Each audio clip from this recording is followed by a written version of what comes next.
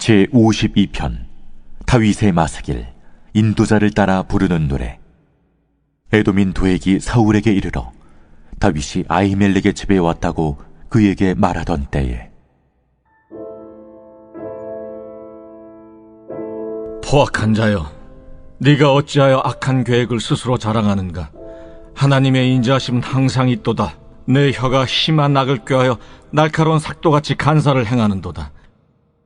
내가 선보다 악을 사랑하며 의를 말함보다 거짓을 사랑하는도다. 간사한 혀여, 너는 남을 해치는 모든 말을 좋아하는도다.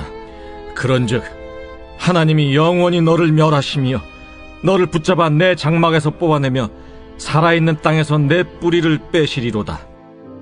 의인이 보고 두려워하며 또 그를 비웃어 말하기를, 이 사람은 하나님을 자기 힘으로 삼지 아니하고 오직 자기 재물의 풍부함을 의지하며 자기 악으로 스스로 든든하게 하던 자라 하리로다. 그러나 나는 하나님의 집에 있는 푸른 감람나무 같으며 하나님의 인자하심을 영원히 의지하리로다. 주께서 이를 행하셨으므로 내가 영원히 주께 감사하고 주의 이름이 선하심으로 주의 성도 앞에서 내가 주의 이름을 사모하리이다.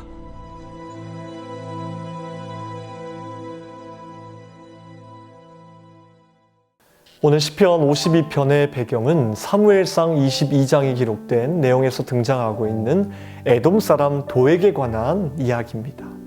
도액이라는 사람은 참으로 악한 사람이었습니다. 사무엘상의 내용을 보면 다윗이 아히멜렉에게 하는 모든 행동을 도액은 몰래 지켜보고 있었습니다. 다윗이 하는 모든 말과 행동, 그리고 아히멜렉에게 음식과 칼을 받는 것까지 다 지켜보고 있었습니다. 그리고 이것을 이용해서 어떻게 하면 사울의 신임을 얻을 수 있을까? 오직 자신의 이익만을 위해 그 기회를 엿보고 있었습니다. 그리고 때가 되자 도액은 이 일에 대해 서슴없이 말하게 됩니다. 그리고 직접 그의 손으로 아히멜렉과 제사장들, 가족들, 아이들까지 죽이게 되었습니다. 참으로 악한 사람임이 틀림없습니다. 우리 인생에도 이러한 악한 도액이 꼭 있습니다. 악한 도액을 만날 때가 있습니다. 자신들의 유익을 위해서라면 다른 사람의 피해와 고통, 아픔도 개의치 아니하고 악한 일을 자행합니다. 거짓말로 교묘하게 우리를 비방하고 상처를 입히는 것입니다. 그리고 우리들은 이 악한 사람들이 망하지 않고 잘 되는 것을 보면 더욱 화가 나는 것입니다.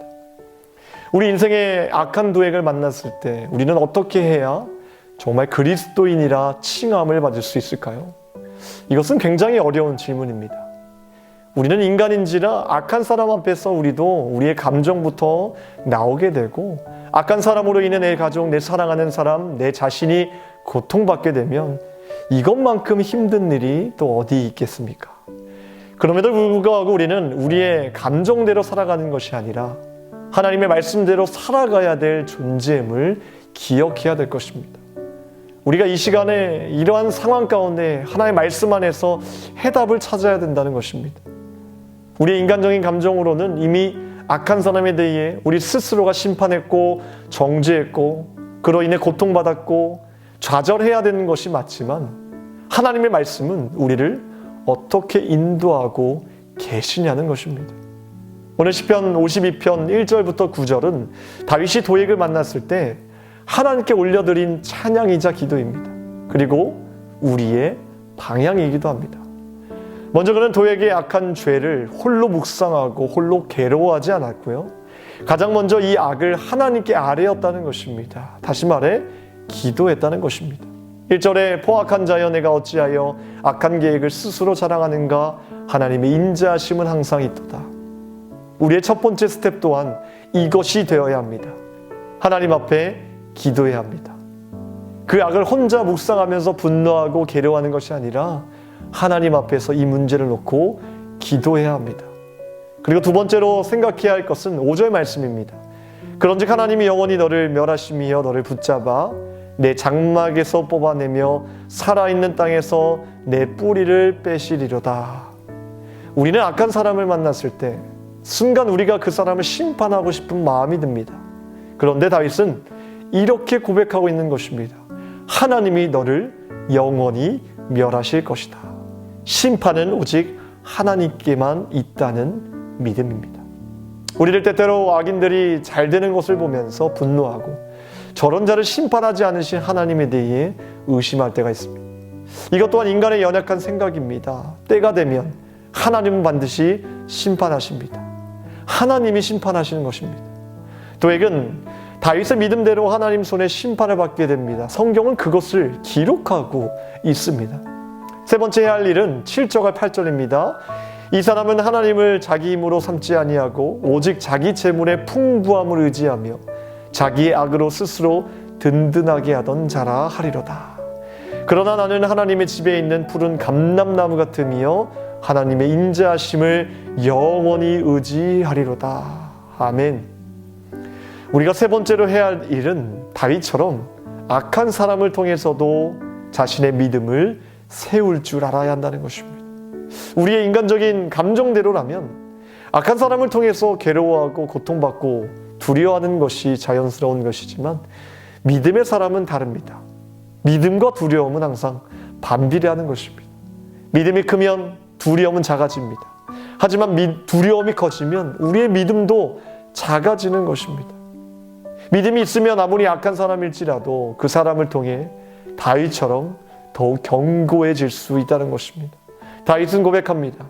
도액은 악으로 스스로 든든하게 하던 자이지만 나는 하나님의 집에 있는 푸른 감람나무이다. 할렐루야. 이렇게 고백하고 있습니다.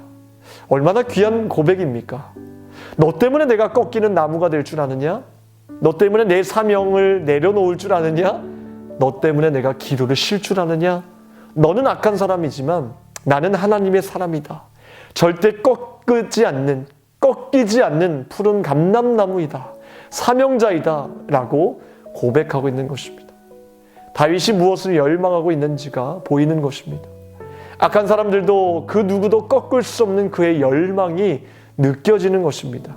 우리에게도 이러한 열망과 고백이 떠나지 않기를 바랍니다. 그리고 마지막으로 9절에 그는 이렇게 고백합니다. 주께서 이를 행하셨으므로 내가 영원히 주께 감사하나이다. 악한 자를 만나게 하신 것도 하나님이시기에 이 모든 것에 감사하다. 감사로 이 기도를 마치고 있다는 것입니다. 이러한 믿음이 있었기 때문에 다윗은 10년이라는 도망자 신세 속에서도 하나님을 굳건히 믿고 어려움을 이길 수 있었다는 것입니다. 사랑하는 성도 여러분, 우리의 인생에 악한 도액을 만났을 때 우리도 다윗처럼 먼저 하나님께 기도해야겠습니다. 그리고 심판 또한 하나님께 달려있음을 믿어야 될 줄 믿습니다. 더 나아가 악한 사람을 통해서도 우리의 믿음을 세우게 되며 마지막으로 이 모든 것을 하나님께 감사해야 될 줄 믿습니다. 기도하겠습니다. 하나님, 우리 인생에 도액과 같은 악한 사람을 만났을 때 우리가 무엇보다 하나님께 먼저 기도할 수 있는 믿음을 허락하여 주시고 모든 심판이 하나님께 달려있음을 믿고 정말 그 사람을 통해서 우리의 믿음이 더욱더 견고해진다는 것을 믿음으로 고백할 수 있도록 도와주시옵소서. 그리하여서 모든 삶 속에서 어떤 사람을 만난다 할지라도 우리가 하나님께 감사하여서 주님이 주시는 기쁨을 잃어버리지 않도록 우리와 늘 동행하여 주시옵소서. 세우신 하나님 교회와 주의 사자 목사님들 강건하게 붙들어 주시며 기도하시고 계획하신 모든 일들 가운데 주님 앞서 운행하여 주시옵소서. 새벽마다 간구하는 제목도 주님 아시지요. 귀한 것으로 응답하여 주시며 하늘에 신령한 것으로 대갚아 주시옵소서. 우리의 간절한 간구에 주님께서 응답하여 주실 것을 믿고 감사드리며 우리를 구원하신 예수 그리스도의 이름으로 기도합나이다. 아멘.